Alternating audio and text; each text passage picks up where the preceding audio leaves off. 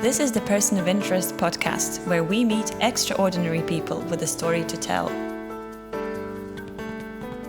Welcome back to the podcast here at the Stockholm School of Economics in the centre of Riga, and I'm delighted to welcome another guest who has made time in what she can prove is a very busy schedule. Her name is Baiba Braže. Welcome, Baiba. Thank you very much, Mike. And for those who don't know, which seems to be very few people indeed, Baiba is one of the most high-profile diplomats in the Latvian diplomatic service.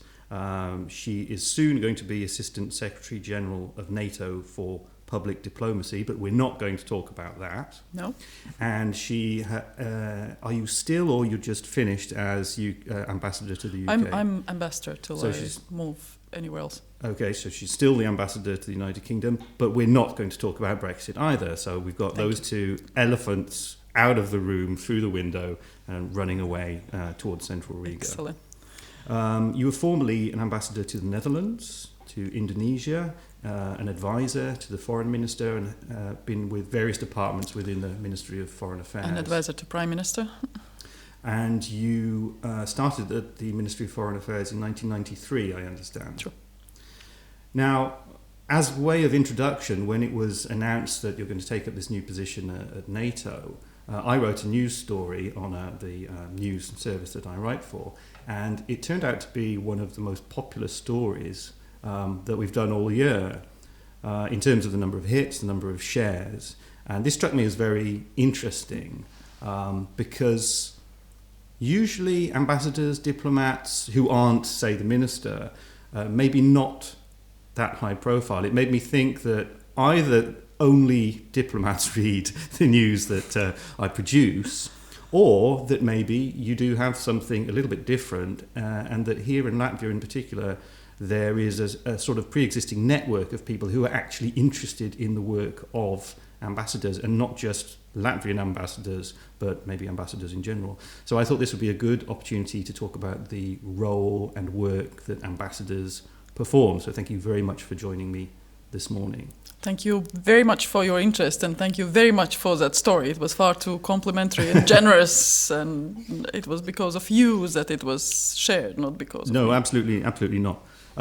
But if we could get back to, how did you get into the Ministry of Foreign Affairs in 1993? What was the path through your education, through your early years, that led you to get there? I mean, was it chance? Was it a long-held ambition? Please talk us through it. I think, as for many people, my formative years were at the university, and that was a time when the national awakening movement was starting. So between 1985 and 1990, I studied at the University of Latvia at the Faculty of Law.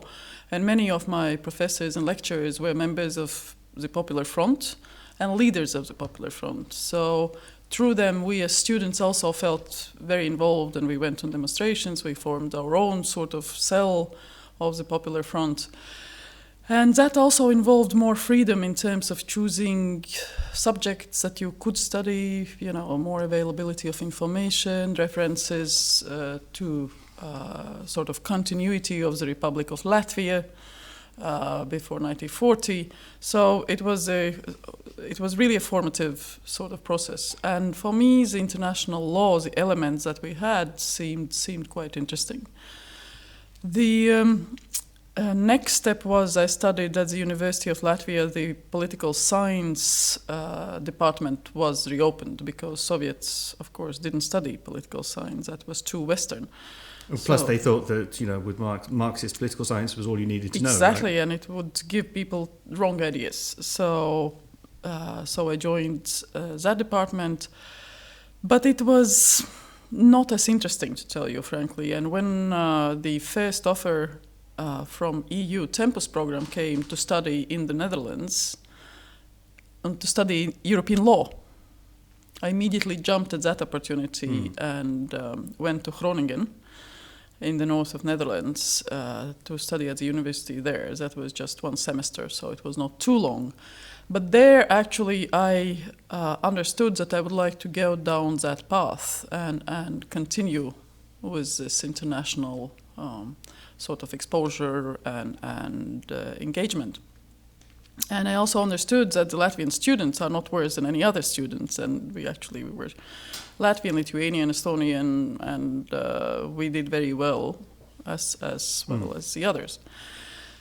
And then when coming back in the summer of '93, I started looking for the possibilities where to work, and I saw an announcement in a newspaper, Diena at the time, which was the central newspaper, for consular department, that they were looking for people there.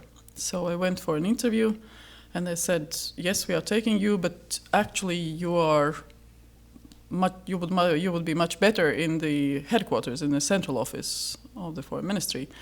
And they moved me for an interview in the ministry proper, and I got a place at the law department. So that's how it started. So it sounds a little bit as if we just go back to your university days, you were kind of planning what form, the Latvian representation would take before it had happened. So you're kind of with Popular Front figures, almost sort of anticipating, so that when the time comes, you can kind of initiate things. Would that be sort of overstating it, or you were still sort of throwing ideas around? I think that would be overstating, but it was a field that was of interest to me. It just happened that way, and of course we had quite a good English teacher at the school, so my English was all right already there. It was not fluent, but I could read and I could manage some speaking. So also that gave availability, to look for books in English and to be able to read and understand what was not in Latvian but in other languages. So it just happened that way. It was, I think, for quite a number of people around that time who studied the same type of experiences in one or the other field. And in the Netherlands, I mean, if you were part of this very early intake, or among the first people to go and kind of study abroad, it seems to me that maybe you had the job, which to some extent you still have now, which is of explaining to people quite quickly where Latvia is, what it means, what I represent. Would that be fair to say? I mean, yes, of course, because we were the first Latvians or Estonians or Lithuanians for most of the time. Nobody had met any Latvian or so what sort of things Baltic did you have to explain? Well, that we've been occupied, that we are not Russian, it was mostly on the what we are not first. And then, what the Latvian language is like, and why we are here, what do we want. And it was already quite clear that we wanted to join what was the European community at the time, not the EU yet, and that's why we were studying European law. So. And has that changed a lot over the last, 25, 30 years? Are you explaining different things now? Or is it still a case of, we're here, this is our language, it's not Slavic, we're Northern European, we're not down in the Balkans? The knowledge has changed quite a lot. I think quite many people have traveled to the Baltics and they've heard quite a lot. And here's the sort of parallel developments of Latvia, Estonia, Lithuania help, because at the end, people do group us together. And that forms quite a wide body of knowledge of people who know the Baltic states. So the basics probably have changed. Indeed, you still have to explain that Latvian language is not a Slavic language, and all that it's still there. You must be quite good at it by now. Well, if we just get down to, you mentioned basics, could you talk us through what are the basic duties or the official duties of an ambassador? Because it's a term, it's a job description which has many associations with it, quite romantic sometimes, everyone assumes it's quite important, that there's a lot of prestige, but sometimes it seems that perhaps the actual nuts and bolts of the work you perform is not very well explained, partly because this prestige kind of covers it up a little bit and everything happens by magic. Plus you have this onus to be sort of, diplomatic, discreet. So what does an ambassador do on a day-to-day basis? There are three types of ambassadors. To become ambassador, you have to be appointed by the minister and the president, and also the Parliament's Foreign Affairs Committee has to give its go-ahead. But does the initial nomination comes from the foreign minister? Foreign ministry. Yeah. And for most of our colleagues, that is a professional route that you choose, diplomat as a profession. So you start as an attaché, that is the first diplomatic rank. Then after a few years, you can become third secretary, second, first, then consular, and then ambassador. So it takes quite a while to become an ambassador. And there are three types of ambassadors. There's an ambassador to a country, so a bilateral one. There is an ambassador to an international organization, and that's mostly called permanent representative at the rank of ambassador. And there is a so-called roving ambassador, or ambassador for special tasks. So not necessarily accredited to a particular country or organization, but mostly dealing with thematic issues. As a bilateral ambassador to a country, your task is to build a relationship with that country. And those tasks are interpreted within a wider framework. And the framework is the law on diplomatic service, the international conventions, the Vienna Convention on Diplomatic Relations, Vienna Convention on Consular Relations, and of course the cabinet of ministers that gives its declaration.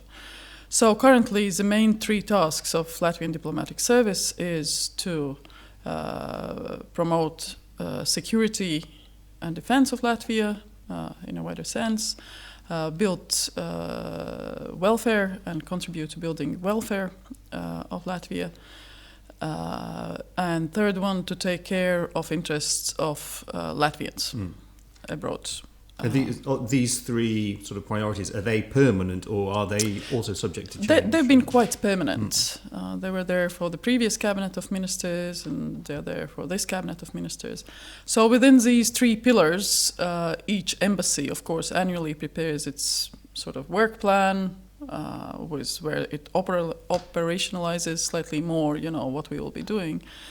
But my almost 4 years in UK have largely been determined by these three pillars, and on top of that, the influence of the exiting of the EU process of which UK is a fairly from the EU. Unusual situation. It is an unusual situation, and it affects actually all three priorities. And all three priorities in relationship with Britain, with UK, is crucially important.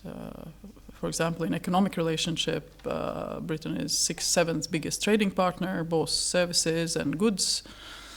And Latvia earns about 300-400 million euros per year from this trade. So it's a positive trading balance.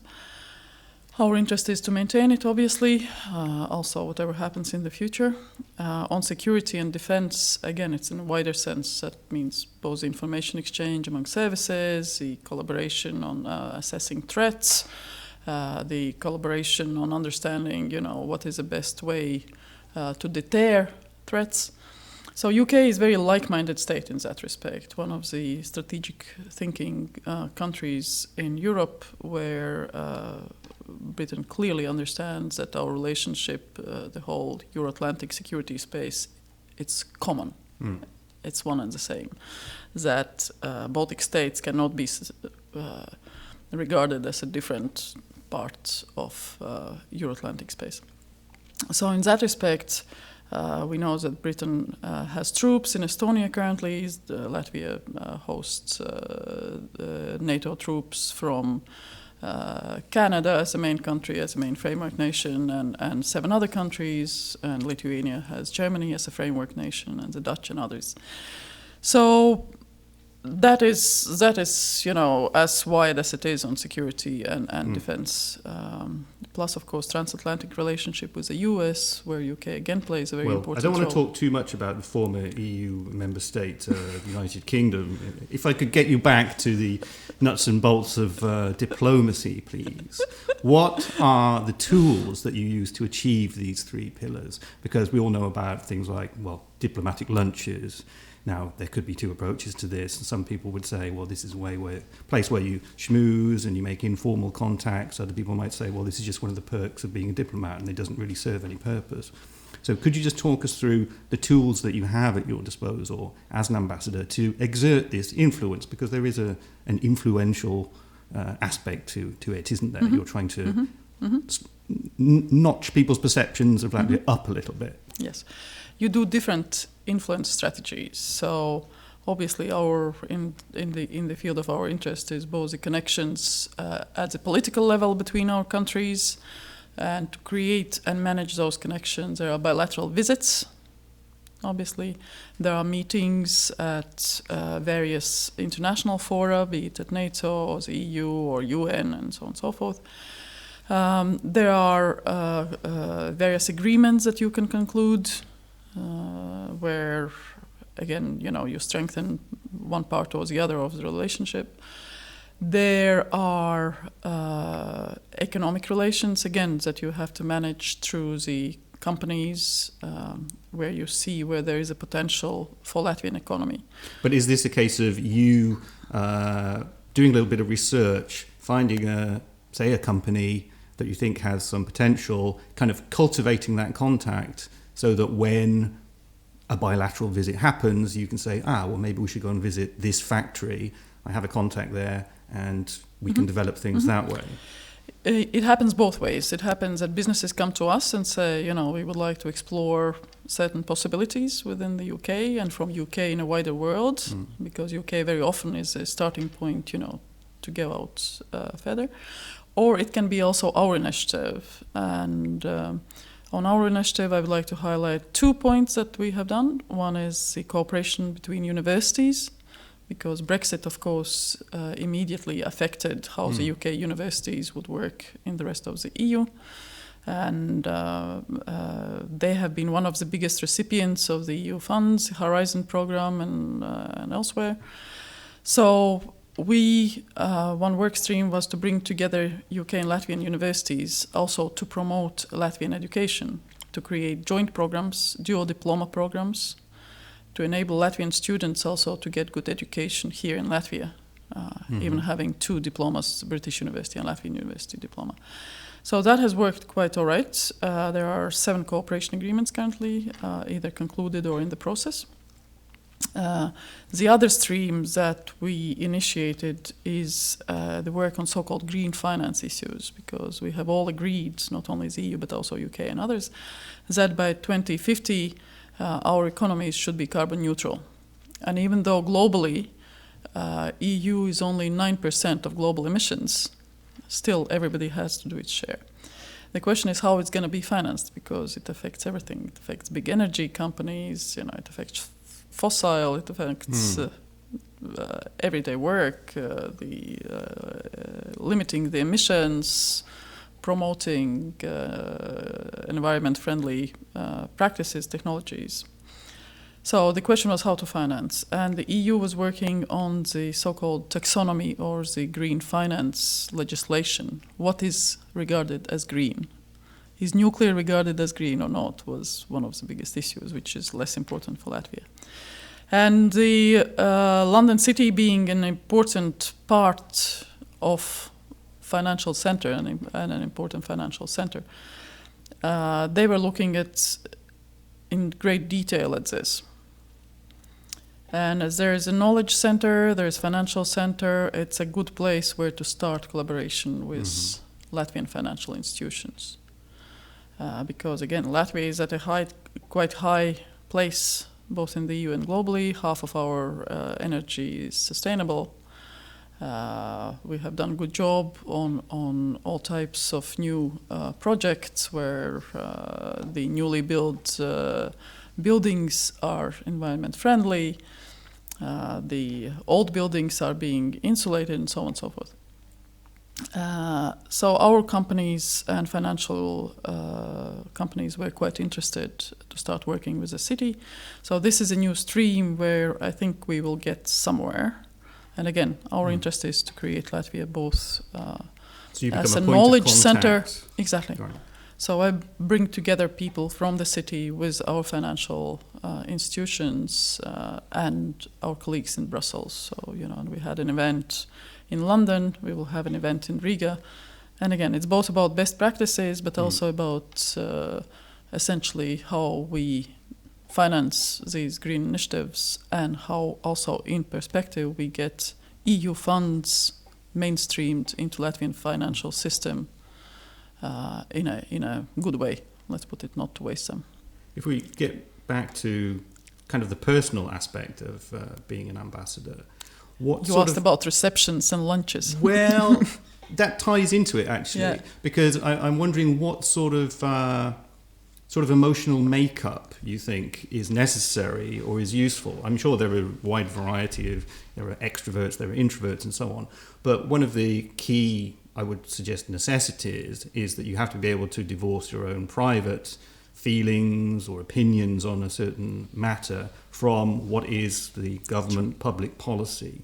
How do you do that? Is it by compartmentalizing? Is it by, I don't know, counting to 10 before you say something, or what? Because a lot of ambassadors that I've spoken to, they seem to be perpetually a little bit afraid that they're going to say something they shouldn't. Maybe that's just because they're talking to me, I don't know. But sometimes there is this idea that, well, one wrong word and, you know, it could cause a big stink. So how do you deal with that? Because it must exert quite a lot of pressure. It's a permanent pressure, right? That is professionalism. You just have to do that. And the technique how you do that is you prepare for meetings, you prepare for speeches, for engagements, and you go through, of course, the official positions, instructions, and you think how you place them in the context of the conversation or discussion or an interview. And this is, yes, it's not compartmentalizing. Sorry, that's a word I don't use too often. But it's mostly putting things before yourself and preparing yourself for what meeting or discussion you are going to. And it's as easy as that. Going back to your question about lunches and receptions, that's work, obviously. That's one technique, how you get more information from people and how you put through your points. There are 3-4 receptions and evenings that you attend, and again, you don't attend just because there's always a task, someone you would like to meet, someone you would like to talk to, what points you would like to make, and this is where you agree on things, you agree for another lunch or another meeting, and so on and so forth.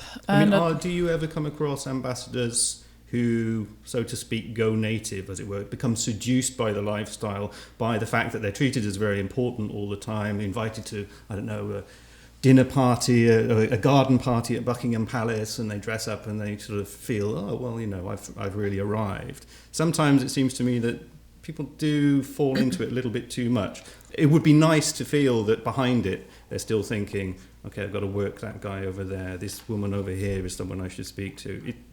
Can you reassure me on that? Again, it hasn't happened to me, either in Netherlands or Indonesia or here.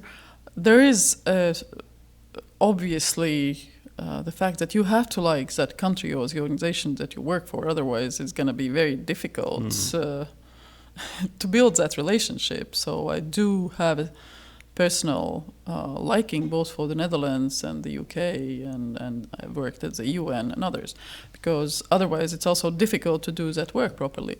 But of course, your main interest is to promote Latvian priorities, Latvian interests, to bring businesses to Latvia, to promote Latvian businesses or citizens' interests. So this is what you always keep in mind, and that's why those 3 pillars are so good, because they give you a very clear benchmark and point of reference. And the experience that you've had over the years, has that caused you to modify your behaviour in some way? Is there a weakness you identified that you have now compensated for, or the other way? Yes, I think with experience, with every year, you spend less time on issues that at the beginning were not as clear. And that you didn't necessarily understood, what was this or what was that. So that gives, of course, a good time-saving opportunity in that respect. Also, the fact that our governments have been very like-minded. You know, our priorities really have not changed. Latvian priorities. It has been there. We had to join the EU, NATO, of course. That was the utmost task. So you always worked out how do you convince those or the other political leaders that we will be a good member state. Now within the EU and NATO, again, there are quite a number of interests. And then you get, a task that you would have to go and speak to the decision makers in UK, for example, about certain issues within those organizations. Or now, for example, Latvia is a candidate country for the Security Council for the first time in the UN. So there is a whole campaign there, how to work on that. And London is an important city also in that respect, that there are quite an important countries represented there, where we don't have embassies. So London is a good point where to engage also with other countries, with other ambassadors, and through them understand how we can promote, again, our election interest in the UN Security Council. So it's a lot of work, but it's a lot of fun also. And one thing I do really admire in the way that you've handled yourself in the UK is you've not been afraid to use maybe a little touch of humour every now and again. I remember you being interviewed by, I think it was Sky News, and partway through the interview they asked for the opinion of what Lithuania thought about the subject. And that was really interesting because your reaction was limited to like an eyebrow going up, which I thought it showed great restraint, but also spoke far more than if you'd, got into a temper and said, "Look, you got the wrong country, mate." So I think that was really, really admirable, and I think that eyebrow can maybe only come after 20 years of experience. It was also that situation that I sort of felt where he was going. It was gradual, so I had time to react. Yes, it was consciously. I didn't say anything, but and using the media to promote Latvia as well. I mean, yes. That's something that you seem to have made quite a strategy. Well, that's part of your influence strategies because, again, to make Latvian points known and to make Latvia known, you not only engage bilaterally, you also use other influencers. So you use other multipliers. So media is a good way. So we have established contacts with all the most important British journalists. And if you have noticed also when our, for example, foreign minister or other visitors come, we always try to make sure they give interviews to Radio 4 Today program, or to Sky News or BBC and others. Or when Andrew Marr asked for the interview with Prime Minister, we made sure that it was possible to arrange the time and space that it happens, because that way, obviously, Latvian views and Latvia as a country becomes wider. And actually becomes, in a way, a sort of proxy for the whole EU view. Proxy for the whole EU, but also a player, an active player in international scene, not just, an object of international relations, but the actual decision maker in all types of issues. And that also works, I think, quite well. So I've chosen to be quite active with media and in media in UK. And as a woman working in an ambassadorial role, is the level of representation with women in these senior roles improving? Is it improving rapidly, or is it still a very sort of old school Thai male-dominated world? I think from the beginning of 90s we have gone huge way up, huge. The foreign service, probably especially, I think at the lower levels of foreign service there could even be a majority of women. I haven't looked at the statistics. In Latvian in Latvia, service, yeah. And also among ambassadors, there are quite a number women. We have had foreign minister, president, prime minister, female.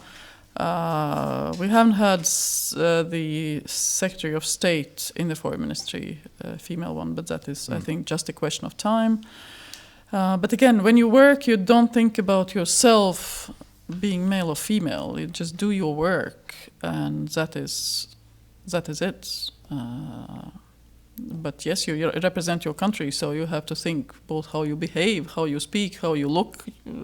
That comes. It's a package. And we're not going to talk about the job you're going to be taking up, other than maybe we could note that, as you mentioned earlier, it'll be for a multinational organisation rather than a national organisation. So does that require you to sort of re-educate yourself, re-educate your way of thinking again? Or? Yes, it will be quite different. And again, I don't want to speak about something that I don't know, but it will be a learning process, and that's very exciting. Completely different, I expect. So I haven't worked for an international organization itself. So for me, it will be a learning, sort of gradual learning process.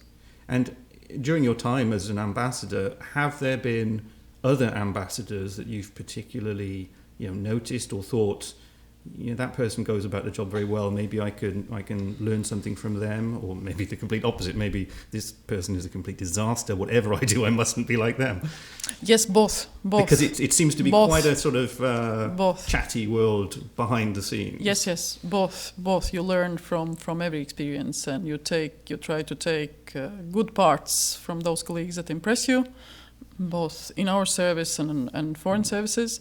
And quite opposite. I've seen also examples where one really thinks, okay, this is something I shouldn't be ever doing.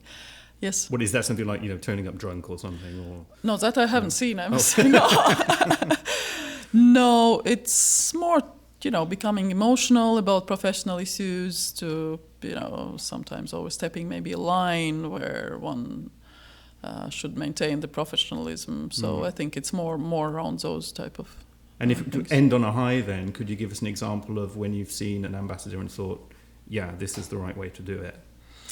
Now in London I have a number of very, very good colleagues from other countries, and I don't want to mention names, but both European but also non-European. And both from bigger and smaller countries, and the way they prioritize, the way how rationally they go after their priorities, I've learned a lot, because again, UK, it's so huge, and the detail you can go into in depth is enormous. But whether you have to do that, you have to clearly prioritize where you do that and where you don't do that, and because it's impossible to cover everything, even though our interests might require it. So that is where I have learned from some of my colleagues in London. Well, Baiba, good luck in your new role. I'm sure you'll be fantastic in it. Thank you. And thank you very much for joining us here today. Thank you, Mike. Thank you for listening. This podcast was produced by SSC Riga. If you'd like to learn more about the topic, visit the open course schedule at SSC Riga Executive Education. For more podcasts, find us on Spotify, iTunes, or the platform of your choice. Remember, share this episode with your friends and colleagues.